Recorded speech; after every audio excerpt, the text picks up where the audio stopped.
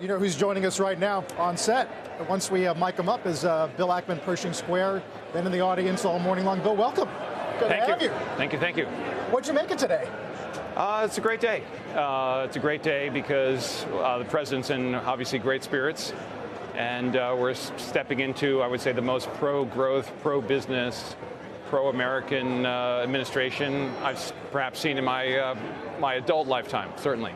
The president mentioned the word incentive and incentive theory. Upstairs, downstairs. How would you characterize corporate America's appetite for responding to those incentives? Ebullience. Yeah. So we just had a nice little ceremony, and CEOs of broad array of big American companies, and I would say everyone is incredibly enthusiastic, really about a new administration that's about efficiency, removing the impediments to growth, deregulation. I think a lot of confidence that comes from that. Yeah.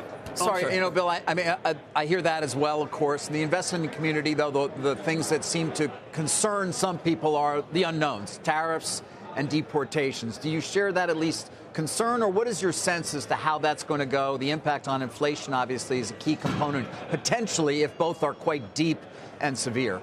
Sure. So, look, I think with respect to immigration, the president's very focused on the safety of the American people and having an open border, not vetting people coming in, having criminals into the country. I think that's the number one priority, and that is a actually pro-economy move. If you get rid of people who are causing harm. That's 100,000 people, not 11 million, potentially. Unfortunately, I think it's more than that, but that's a priority. But I think the overarching theme is President Trump will do nothing that interferes with the success of the country, the success of the economy. That's absolutely his number.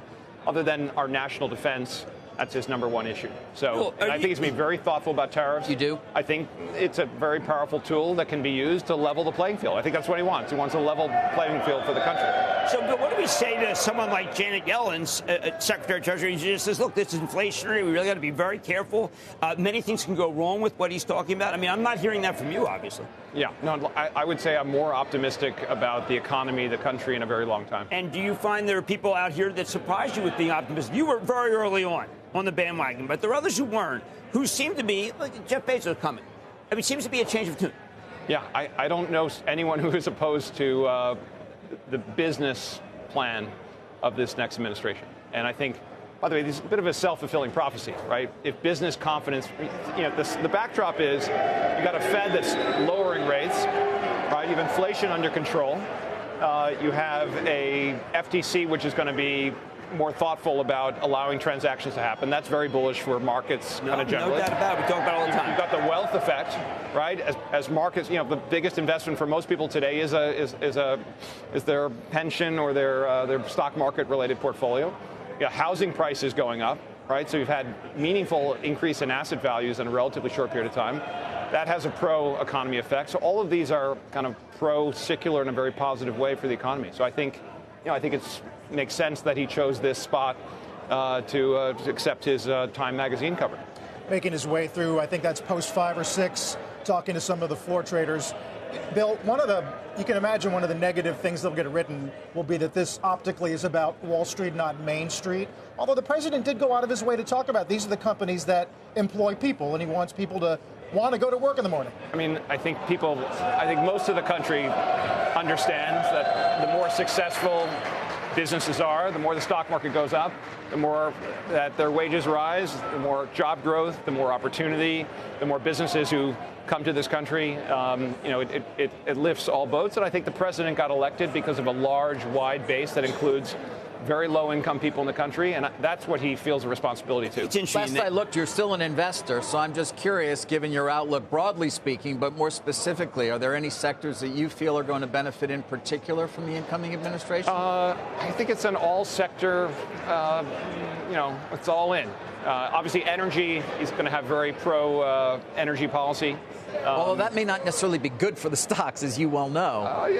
Look, I think it's good for the economy. It's good for moderating inflation. It's good for the U.S.'s, I had the chance to talk to Doug Burgum, upcoming Secretary of the Interior. There are lots of things we can do geopolitically. For example, being able to offer LNG to the Koreans, right? For example, something that we've not been able to do. and very important to that small country that feels very vulnerable without access to energy. These are things we can do that can improve our relations, that can help us on trade. Howard Lutnick is going to be a very strong advocate for promoting our United States and trade in a thoughtful way. Let's go over what some of the things he said. I mean, for instance, there are amazing things that he just said. His relationship with China. He actually said it's a good relationship. Now, when he left, there was a belief that perhaps China took advantage of us. He did point out that China does some things that are bad, but I do feel that he's offering some protection for Taiwan without coming out and saying, listen, we're just going to be with Taiwan. That is, of course, that's right in the face of the PRC. But it does feel like he's coming in more conciliatory versus trading partners. Look, if you follow, the first administration, he liked making friends with people, right? He went and shook hands with the North Korean dictator. That was a first for a U.S. president. So I think his approach is building relationships, but also being tough. It's sort of a carrot and the stick. And I think it's a thoughtful approach to foreign policy. Lagarde today, ECB cuts 25. She says growth is slowing. Do you think Europe in particular responds in a conciliatory way, or is there some retaliatory fashion to their response? Look, I think Europe is in a very vulnerable position right now. I think the economy generally, the United States is, they need to have an important, strong relationship with the United States. They have no choice. So I think they're going to operate that way. Yeah, but I think, I'm very bullish on America. I'm kind of bearish on Europe. I think they need to make some fairly dramatic changes politically and otherwise, one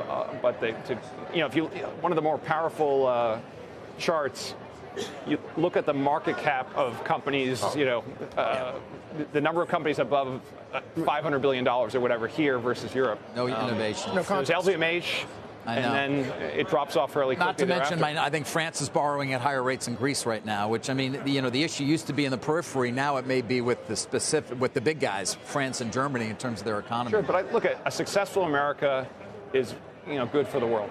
It's going to promote growth globally.